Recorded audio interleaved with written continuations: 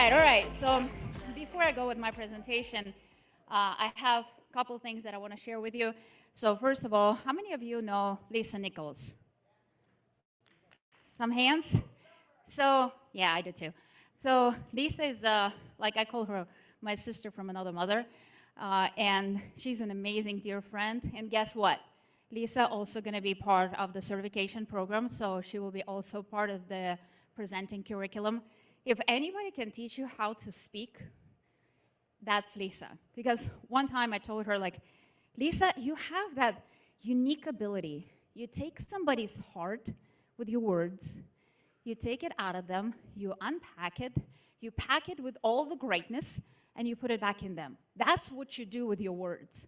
How many of you would like to do the same thing? How many would like to put all the greatness, all the encouragement, all the empowerment into somebody else's heart and let their soul speak?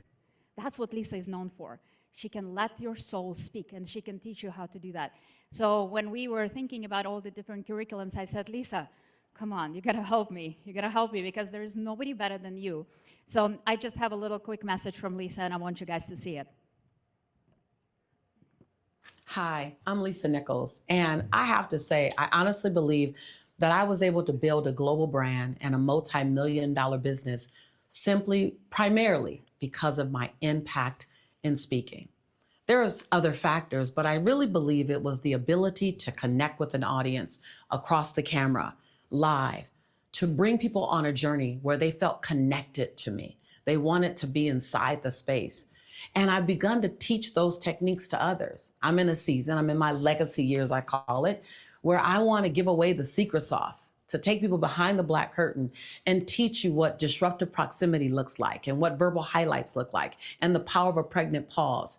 And when my friends, my dear, dear friend, Marina and Eric, when they asked me, can you be a part of our membership? Can you be a part of our certification program? Are you willing? Would you teach our community how to be impactful and unforgettable? Well, the answer was easy. Of course I will. So when you decide that you want to be certified, when you decide you want to go through the program, please know that one of the major components is going to be, how can you impact more people? How can you inspire more people? How can you position yourself to be unforgettable? And I cannot wait to teach you those skills, to teach you those techniques. Now, if you come empty, I'll come full and I'll pour everything I have into you. So be ready. But first, you got to make sure that you're on the inside of the program. I'll see you there. Isn't that awesome? I'm super excited because, like I said, when I started speaking, it was pretty rough. So it's a little better now, but still, I have some edges to polish. But Lisa is amazing, and she's helping me as well. So before we we're going into the end of our program, about our 3 days. So before we close with a big, exciting close, and I do my presentation, I just wanted to thank my team. I have an amazing team, the team that is working on Network Marketing Pro. Can you guys please give them the round of applause? Because they did an amazing job. They worked super, super hard. So all the volunteers who are supporting all the different rooms, my team who is working in the back, the Worry Studios team, they're doing an incredible job, and everybody in the production, behind the cameras, behind the Zooms, behind all the pieces of equipment that you see here, all the people who make it happen. And I also want to thank Pete and his team. We put a lot of all-nighters together to do this amazing program for you, to put it all together. So huge round of applause for Pete and his team. Can we do one more, please? Pete, this is for you. And Rachel, this is for you.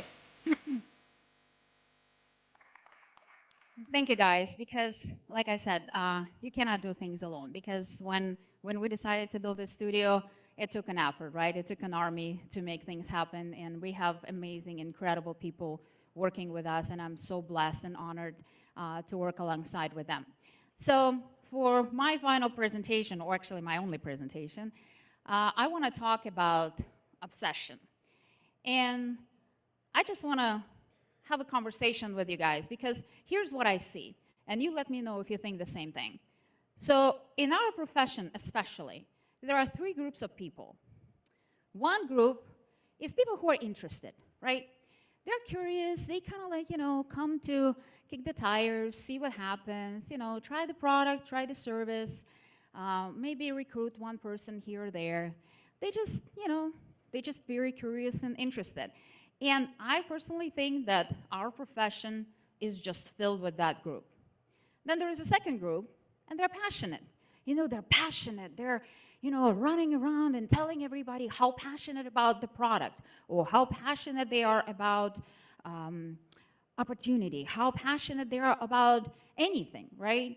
So that's a group of people who is passionate. And I define that group as a group that, they really love something. They're really excited about something. They really want to, make things happen. And there's a third group. And the third group is obsessed people. And oftentimes, they're called crazy. Oftentimes, they called all the different names. They called workaholics. They called insane. I'm called all of these words oftentimes, so I know what it feels. And if you think about it, when you kind of like structurally imagine, I have one structure, one figure that I'm sure most of you will recognize. So let me see, what is that? Do you guys know this? Have you seen it once or twice, right? So especially inside of network marketing, it's like, oh my gosh, this is ooh, don't talk about that one.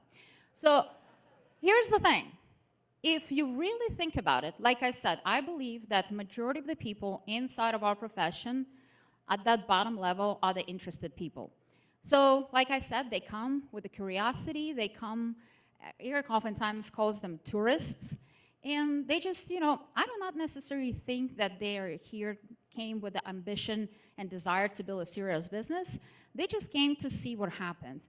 And once in a while, they recruit one person, two people, and that's kind of like where we get. And that's majority of our space. So if you think about it and sometimes get frustrated, like, why my team is not doing anything? Why nobody's working? Why nothing is happening? Well, because that's the majority of the people on your team. They're just here to see what happens. They're just here to, maybe something happens. Maybe they recruit that magical unicorn distributor who's gonna do all the work for them. They're gonna be staying in the top of the mountain, kick that little snowball, and it just becomes an avalanche, and they're gonna get rich tomorrow. So that's that group. So when we think about passionate people, like I said, they have that love, they have that ambition, and network marketing is filled with that group of people. Yes, it's a little smaller category, but how many people you've seen in your teams running around and telling each other how excited they are? Each other, right? They're running around and telling each other, oh my gosh, I'm so excited. Are you excited? I'm excited. Are you passionate? Oh my gosh, I'm so passionate. I'm so passionate and passionate. And we encourage everybody. We encourage everybody, once you come to network marketing, you need to find your why that makes you cry. You need to be so passionate. And that's what everybody do, right? But guess what? They're all running around and telling each other how passionate they are. And every time I was like, can you just go outside and tell the world how passionate you are? They also want to know about your product. They also want to know about your opportunity. But you're just telling each other. That's not kind of like how this thing works. And there is a third group of people. The obsessed, what I think differentiates obsessed from passionate. And I believe that obsessed people are still passionate. They just take it up a notch. They just have that intense drive. They just have that, it's just, that relentless, unstoppable, unshakable belief that once they have something in their mind, they're gonna go for it.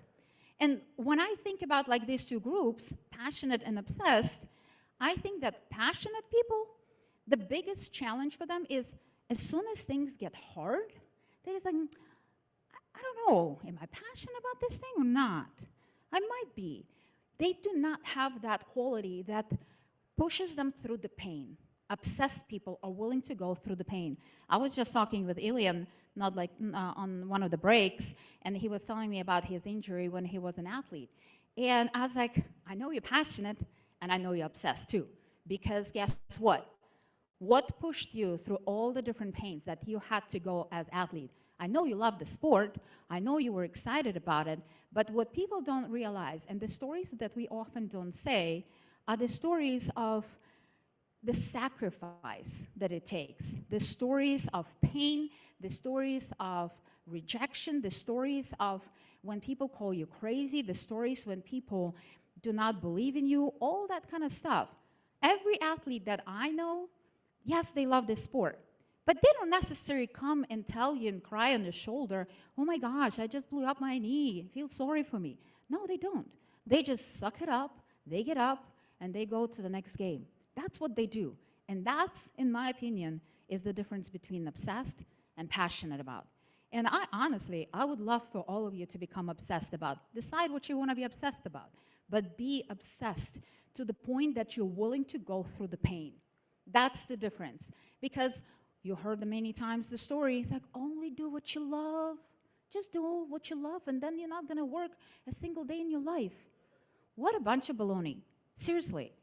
Like, just because you love something, that's great, but it's not going to be coming, you know, in a package, like a present and wrapped in paper.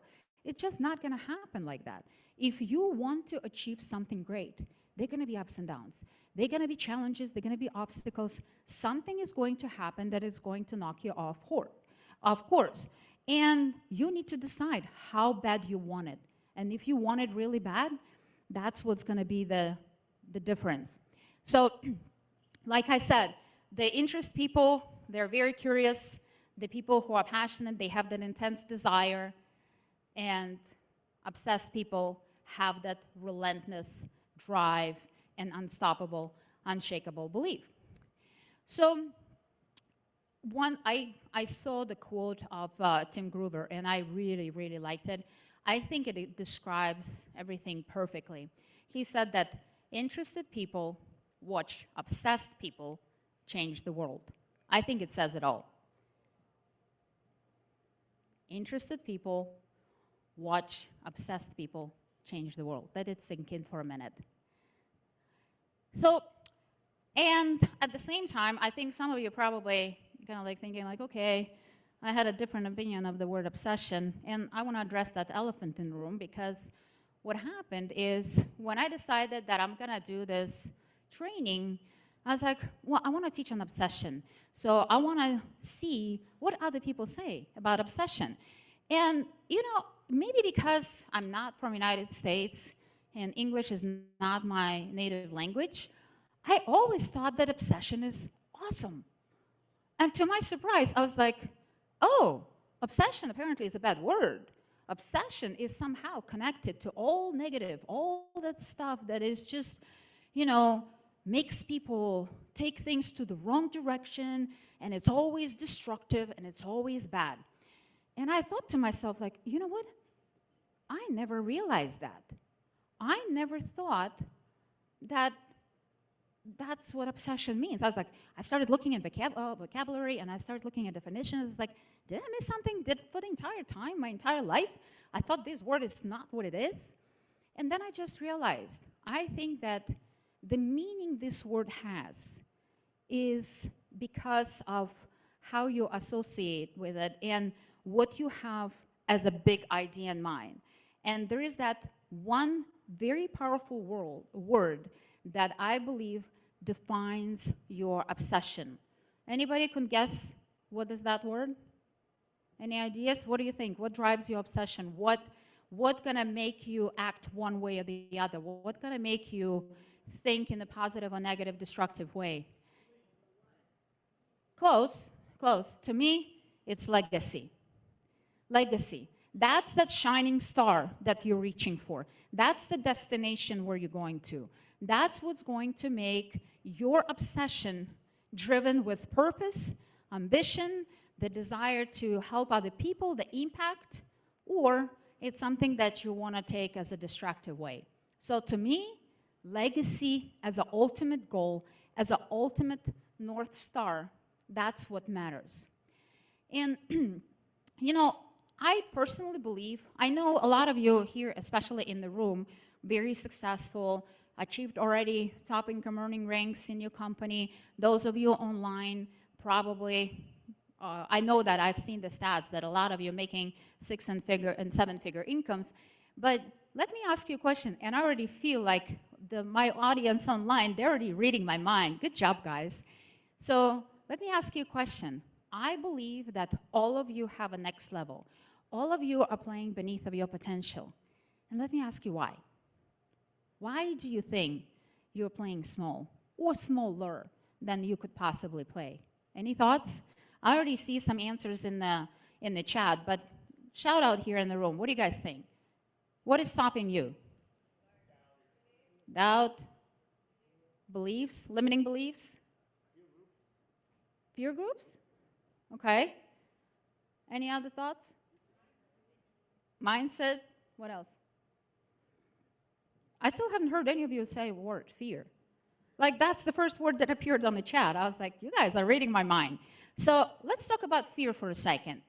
And I think I probably can do a whole seminar on fear because I'm the worried type. You know, I'm like, I don't know if it came with the last name or I had it before that, but I kind of like changed one letter in my mind, and I'm constantly stressed and worried about stuff, right? I'm worried about my kids because I'm a mama bear, so I want to make sure they're safe.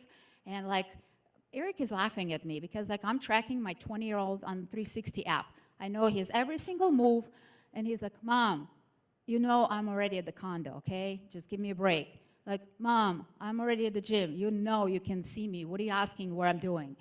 So, and Eric is like, why are you doing this? I was like, dude, it's not because I don't trust you. I don't trust everybody else. That's the only reason. I just want to make sure you're safe. But could I kind of like loosen up a little bit? Sure. But I'm kind of like constantly like, well, what if this doesn't work? What if that doesn't work? And I know that about myself, that it's not serving me at all. Because those of you who worry types, you know that your brain can take you to the places that you never want to go, because every single time somebody is 5 minutes late, you think that they died in a car accident, right? You're never thinking that maybe something good happened, right? Maybe your husband or your boyfriend stopped to buy you flowers. We never go there. We're like, he's dead, 100% dead, otherwise he would be here. Like, why he's 5 minutes late to my dinner? It's like, this is impossible, right? We never go into something positive. We always think about negative. And guess what happens? We attract all that negativity. We attract that. And I have a fear of flying. Some of you know about that. And I fly more than anybody.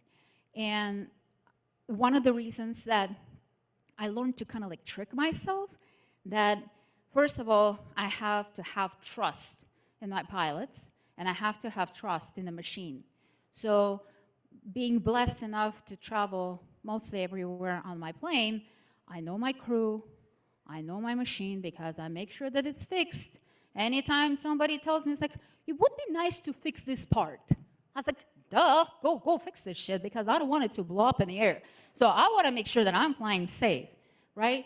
So, and again, every single time something happens, I'm just like, are we falling or are we still flying? So I'm looking in the monitors and it's like, okay, are the pilots panicking or everything is good? Okay, we're good, right? So again, my brain is just freaking crazy. It goes to the places that I never wish it went.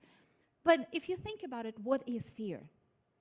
False evidence appears real, right? Oftentimes, we have that crazy idea, crazy thought in our mind that's not real. Chances of things like that happening are so minimal, Chances of people dying on an airplane crash, hundreds of times less than dying in a car crash, right? And I'm not afraid of cars. Because I was like, okay, give me that baby and take off the speed limit, I'm going. But here's the thing. I need to, first of all, what I learned about myself, I need to know how my brain works. I need to be aware of that immediately, and I need to try to change my thought process and replace it with something positive. Because if not, I'm just going to go on a spiral, and guess what? I'm going to attract it, and I do not want to do that. I even kind of like oftentimes I was like, I'm a great problem solver. And then I thought about like, you know, when I say I'm a great problem solver, that means that I'm attracting problems so I can solve them. I was like, well, that's not a good idea. How about I say I'm a solution creator? So from now on, that's who I am. I'm a solution creator. But that's what I would like you and encourage you guys to think about that way. Every single time you start spiraling in the fear, that's very good exercise to have. So what are the if we talk about fear, what are the major fears that we can have? What are the things that you believe are stopping you from playing at the highest level? Any other thoughts? Fear of failing, procrastination. Fear of failing, let's talk about this for a second. So how many of you, please raise your hand, how many of you ever failed in your life? That's called everybody, right? Okay, so keep holding your hand if you failed twice. 2 times in your life. Wow, same amount of hands. 3 times? 3 times, okay, a little bit less. But here's the thing. How many of you believe that at any moment, not any, but at some point in your life, in whatever area in your life, it doesn't have to be just work or business. It can be a marriage, it can be a relationship with your coworkers, it can be a relationship with your kids, it can be piano lessons, it can be sports, it can be whatever, right? How many of you believe that at some point in our life, we're going to fail in some category? Right? Everybody. So let me ask you a question. Why do you think that we are so petrified of failing? We know it's going to happen, right? We know we're going to fail. We know we're going to make mistakes. And yet we're afraid? I don't know. I think that if you heard me speak before, I keep saying this statistic because it stunned me the first time I heard about it, that 98% of people die without fulfilling their dreams. And the reason why is because they're afraid to fail. And it's just like, it's so mind-boggling to me. And I just don't get it. You know you're going to fail. So why are you so upset? Why are you so stressed about it? And what's the worst thing going to happen if you fail in network marketing? Somebody going to say, boo, they don't want your product? Okay, who cares? Whatever. There's 8 billion people on this planet who needs your service, who needs your product, who needs your opportunity. Why do you care about one person who absolutely closed and who absolutely doesn't want to see the opportunity that's in front of them? You have the gift. You have the gift in what we have to offer inside of our profession. So I think that if we change the way we think about failure, and if you as leaders and sponsors and top income earners help your people to change and reframe the way they think about failure, I believe it's going to be so much better for everybody. But you know what? Between fear and failure, all that stuff, I still believe there is one big point. The reason why a lot of you, and I'm probably going to be right if I say most of you, are not playing at the highest level, and I think most of you probably not going to guess it. It's comfort. You're comfortable. You're comfortable. You're comfortable because, you know, you're comfortable, and a lot of people are uncomfortable to be comfortable. Or comfortable to be uncomfortable, right? They live in that state of crisis and survival, and crisis and survival. Let me solve the problem, let me fix something, and then kind of like sit down for a minute, and then I need to go and go again, and just kind of like in that hamstring wheel over and over again, trying to survive from month to month to month to month. But for whatever reason, they're not necessarily thinking about like that, oh, should I start this new business? Should I try network marketing? Ooh, it's scary. But what you're doing is not scary. The lifestyle that you have right now, when you're barely trying to survive, that's not scary? You think that's the security? Are you kidding me? Every single time when I talk to somebody, because I've been an entrepreneur my entire life. I started my own business when I was 18 years old. And at 16, when I went to my first internship, I realized I'm unemployable. I was like, that work thing is not for me. I'm willing to work, but I'm willing to work on my terms. I'm willing to hustle as long as I need to. I'm willing to work 24/7 without the weekends, anything you want. But I want to understand what I'm working towards and what I'm doing and what I'm trying to achieve. But being somebody's kind of like piece into the matrix and you plug me in here and you unplug me at 5, 6 p.m., no, that's not the life I want to live.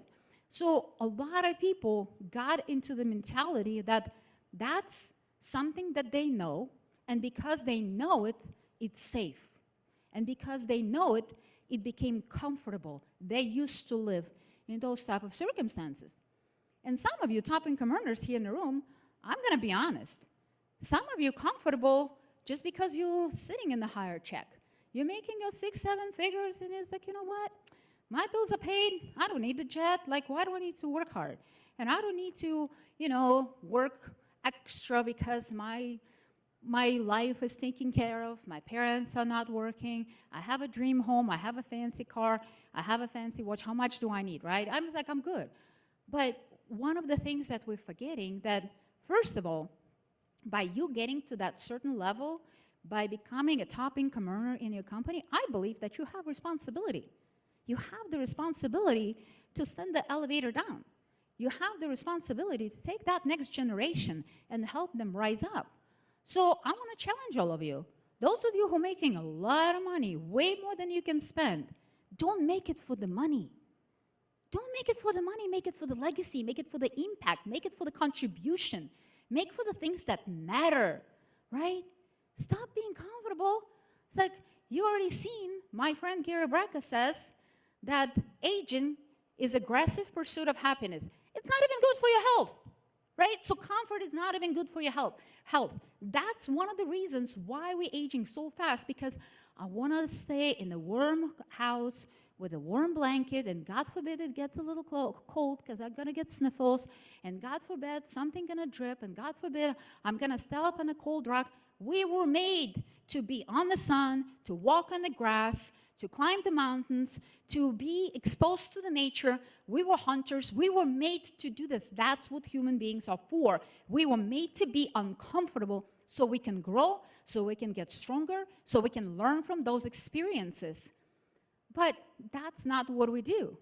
So I want you to kind of like, when you go home tonight, I want you to think about it. What am I comfortable in?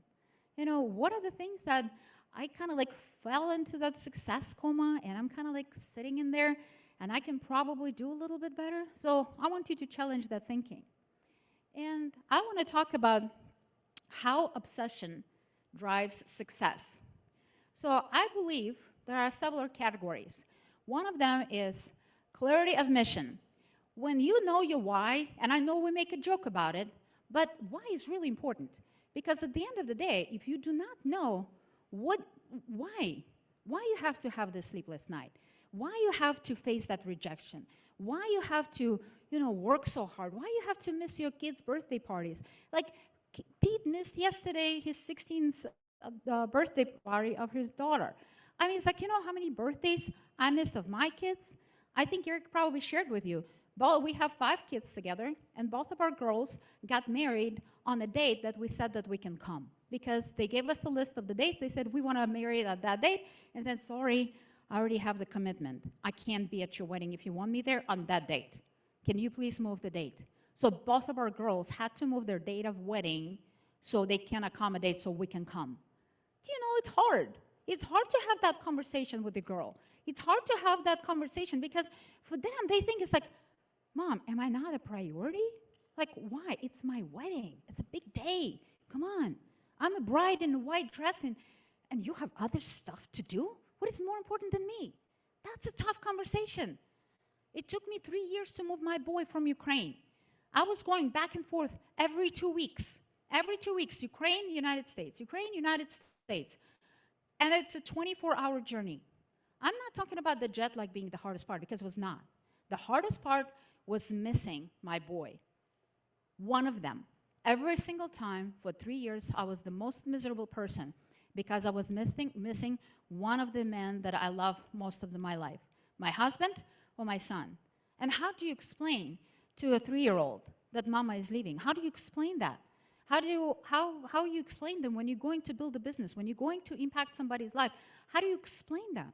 I had to sit down with my son and explain to him, baby, what I'm doing right now is just so we have a better future.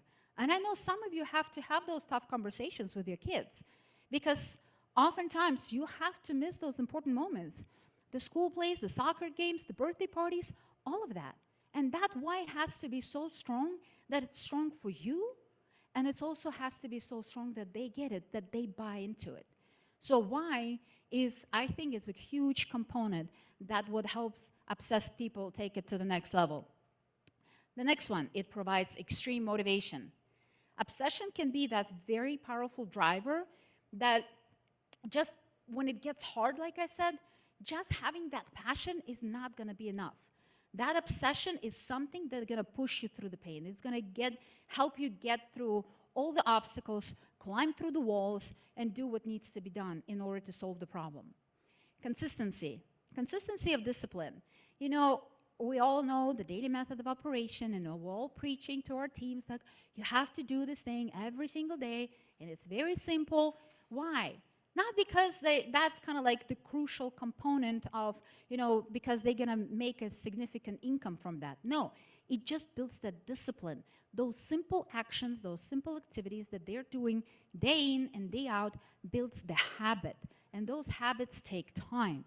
And in order to create something that can be a solid foundation, you have to keep that discipline and you have to keep those basic activities. Because you heard in a duplication session, Eric talked about it, that there are so many different levels of duplication. Certain things are not duplicatable. You know, you speaking on stage is not going to be duplicatable through the entire organization. You doing and speaking at the convention and you doing big presentations and you creating the systems and trainings for your team is not going to be duplicatable. It doesn't mean that it doesn't need to be done. You still need to do it, but it's not every single person can do it. So that's why the basic, simple activities that we can do and that will create those daily habits, that's what I believe can move the needle. So the next point is it enables perseverance. When you're obsessed with the goal, you're just more likely gonna stay with the problem until the moment it resolves. Because here's the thing, depends on problem quality or complexity, some of the things cannot be solved right away. A lot of people think that like, oh, Marina, you don't have any problems. I was like, well, you just don't understand. My problems are just more expensive and more complicated. That's all it is.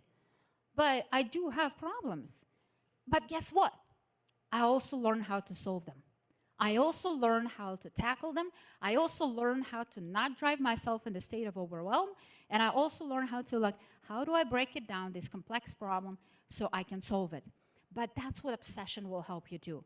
Because again, when you're just passionate and, you know, give me a group hug and hopefully we're gonna solve that problem, you may not. It's gonna take a grind. It's gonna take some time. That's gonna make it harder sometimes. And of course, it cultivates mastery. Obsession can drive the continuous pursuit of excellence and deep dedication to achieve a true mastery in what you do.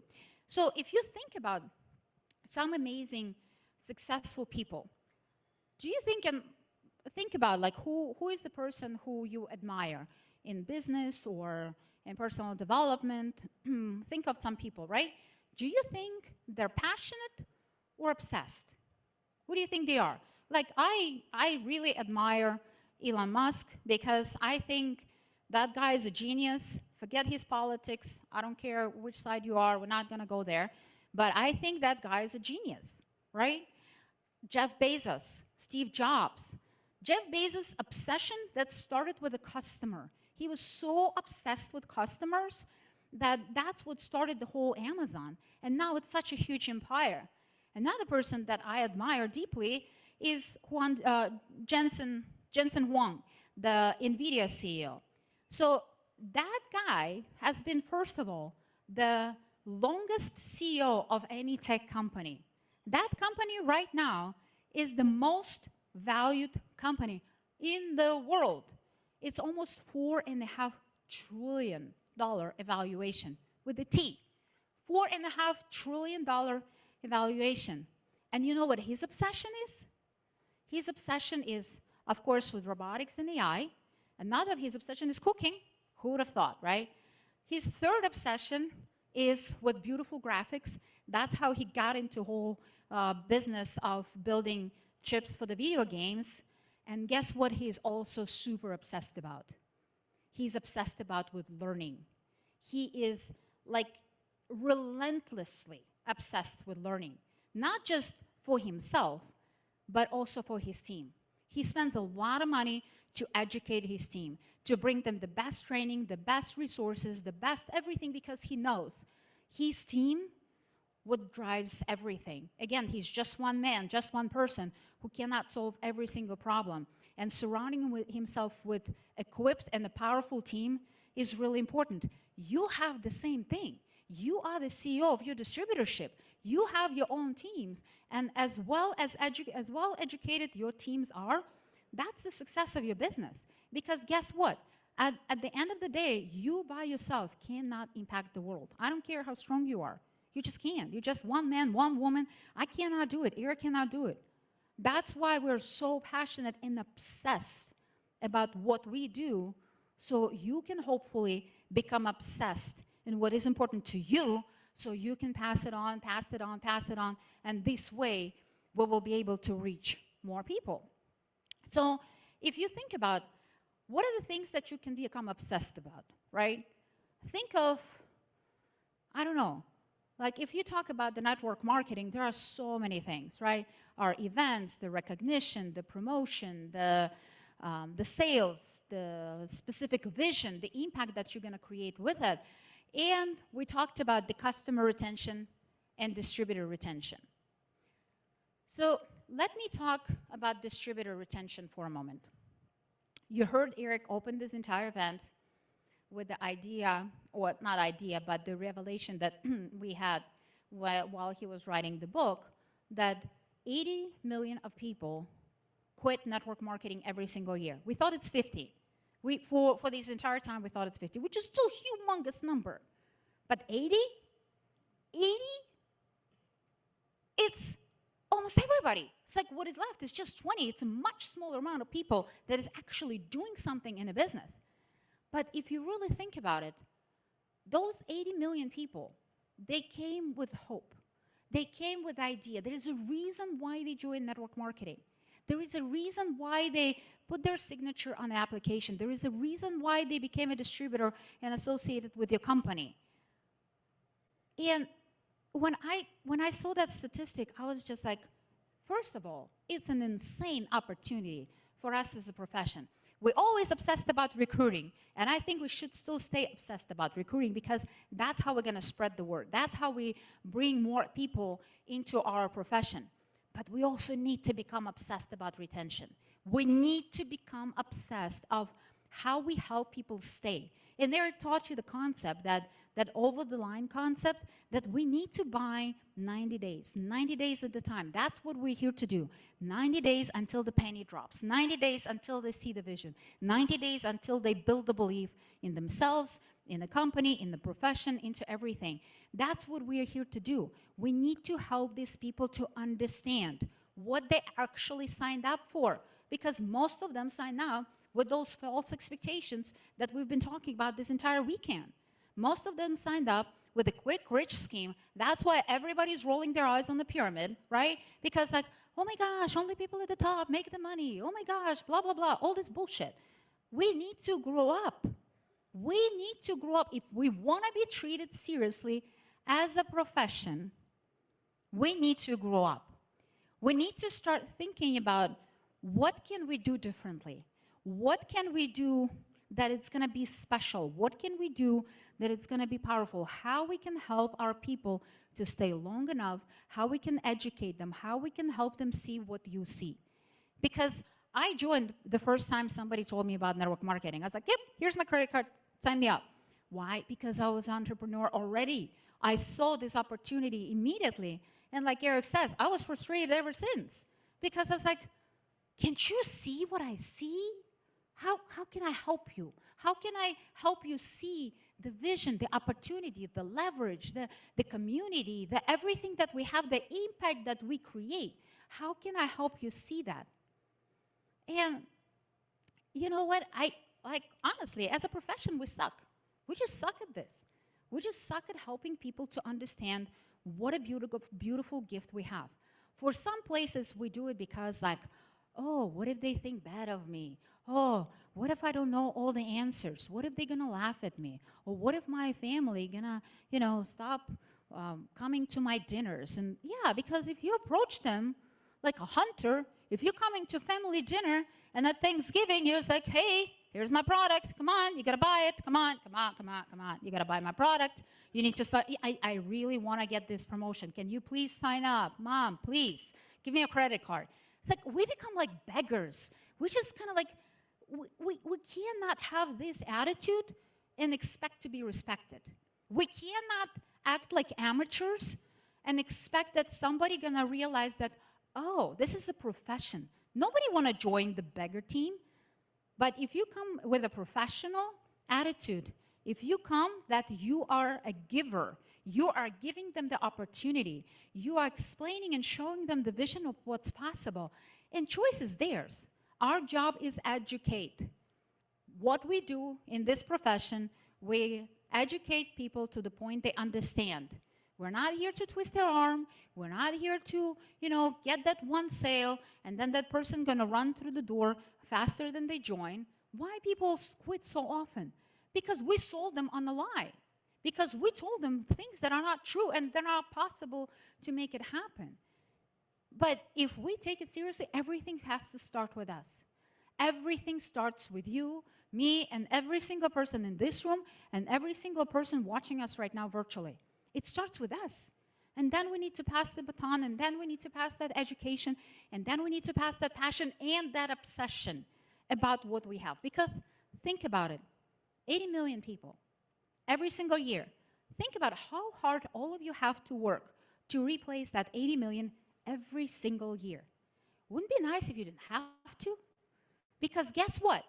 You just have to work super hard just to keep your check. Forget about growing your check. You just have to hustle and hustle nonstop just to keep your check. Because like I said earlier, the hole in your bucket is so big, you are not pouring fast enough and people falling off that hole so fast that eventually we just churn those people. Because guess what? It's really hard to go back to that group, right? Because they already burned themselves once. Yes, some of them come back because once you have it in your blood, it's really hard to kind of like forget about and dismiss it. But they're already going to take a minute before they decide if they want to join or not. And you have to be really, really good to get them back, right? And guess what they do? When they leave this profession, they're not saying like, oh, you know what? I did not take charge. You know what? I did not work hard enough. You know what? I did not learn the skills necessary and the mindset necessary. I did not do what was required. Does any of them say that? No. What they say? Oh, that network marketing thing doesn't work. It's a scam. And only people at the top made the money. And who cares? Just save you some time and don't even join, right? So on one side, we lose 80 million, and then they go and poison. And now the God knows how many millions, right? So now, that's the reason why we have that image about our profession. But think about, what can we do if we, starting small or big, depends on how hard we all work and how good we do our job, what if we save 10% of that 80 million? What do we save 20% in year 2 and year 3? What do we save 30% over time? 10%, just think about it for a second. 10%, it's 10 million people. It's 10 million lives. It's 10 million households. It's 10 million lives that you can impact and make them better. I mean, I feel huge responsibility. And in my mind, anything and everything I can do to be part of this solution, I'm gonna do. And that's why Eric and I so obsessed about all the trainings, all the programs, all the certification program. I don't want it to be just a program. I want that whole certification program become a movement. I want it to be that little snowball at the top of the mountain that once we kick it in with this weekend, that will become the avalanche, that a lot of people will look back and think about it. This is the day that changed network marketing profession. I want it to be written in the network marketing history books. When people say, you know what, that was the day, that was the weekend, that was the time when I realized that I need to change my entire perception about what we do. I'm not a beggar. I'm not here to twist anybody's arm. I'm here to share the gift. I'm here to share the opportunity with pride and joy. And here's the thing. It's going to be hard. It's going to be hard. It's not going to be easy. It's not going to be easy. Being an owner of your own business is never easy. It's not easy in network marketing. It's not easy in any generic business. It's not easy anywhere. It's hard. It's a lot of sleepless nights. It's a lot of risk. One of the things that I saw in comments when we were talking about earlier, that build a plane and jump off the cliff and build a plane on your way to the ground. That's what we do all the time. Eric and I, he told you the story about how we build this studio. That's what we do. We always say yes first. It's like and he always has, my husband is such a visionary. I thought I'm visionary too, but boy, oh boy, he knows how to take things to the next level. So he's like, what if we do this and we do it tomorrow? I was like, what? Tomorrow? Can we do it like a year from now? Can we just give me a little time? No, I want it now. I want it big. I want it bold. And I want it now, right? And that's how this whole studio happened to be. It was the most ridiculous, the most outrageous idea I ever heard. And I was the first one to raise the hand and say, you know what? I'm going to do it. How? I had no clue. Absolutely zero clue. I'm not a technical person. If you send me back, I have no idea what the buttons to push, and my team will just kick me out of there. With all due respect, they're going to just say, shoo, from here. You don't belong here. Don't push any buttons because you're going to mess things up. But I was able to build a team of high-level professionals to help me do what's right. So we came up with an idea. We said yes. We told the world. Because if those of you remember 5 years ago, Eric was going on lives on all the social media platforms, doing calls with all the different teams and say, hey, come, it's going to be awesome. It's going to be awesome. It's going to be in this studio. And we had the image of something that was not built yet. And while he was building the vision and marketing what it's not built yet, was trying to build it as quickly as I could because I know all of you guys were coming. So that's how the entrepreneurs think. That's what obsessions does to you. That's what obsession helps you say yes, tell the world, and figure it out. But the majority of the world doesn't live with that formula. Most of the people, they want to figure it out first. Help me figure out, do I have all the answers? Do I have all the solutions? And let me do first. Let me try. And if I succeed, then I'm going to tell the world. But if you want to be at the top of the top, that's not how you're going to get there. That's not how you're going to make things happen.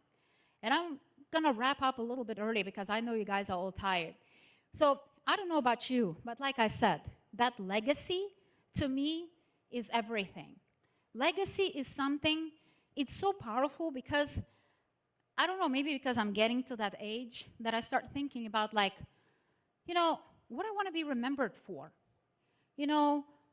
So many people go through this life so afraid to fail, and they forget to live.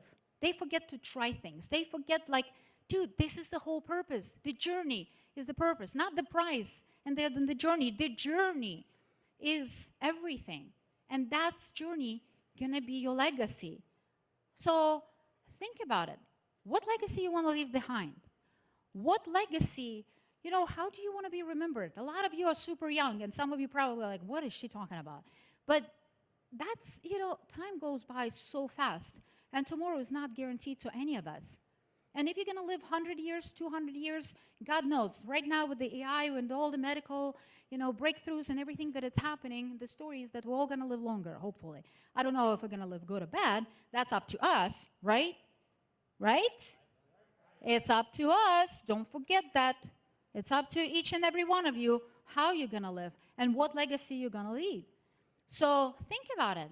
Do you want to be remembered as a person who, you know what? She was so passionate. She was so passionate, so excited, but she never did anything with that.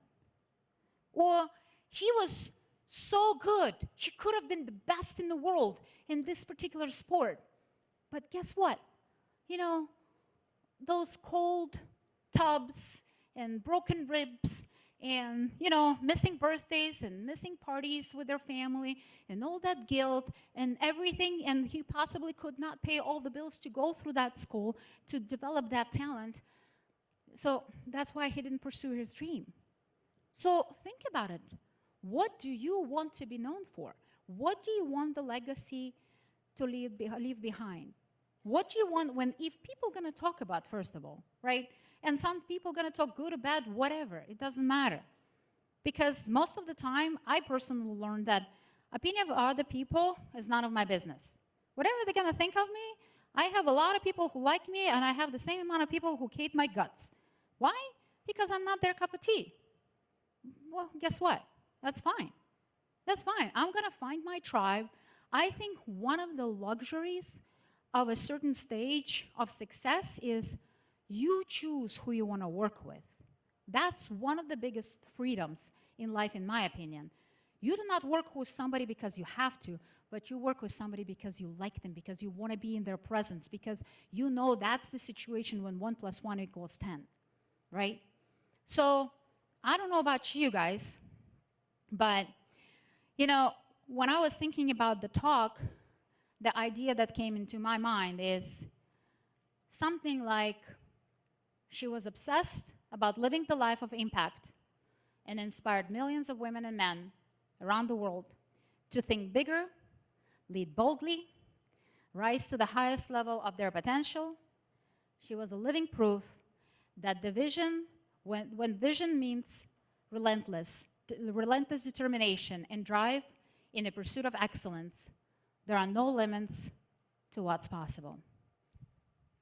I love you guys. I hope you had a great event, and I cannot wait to see you next time.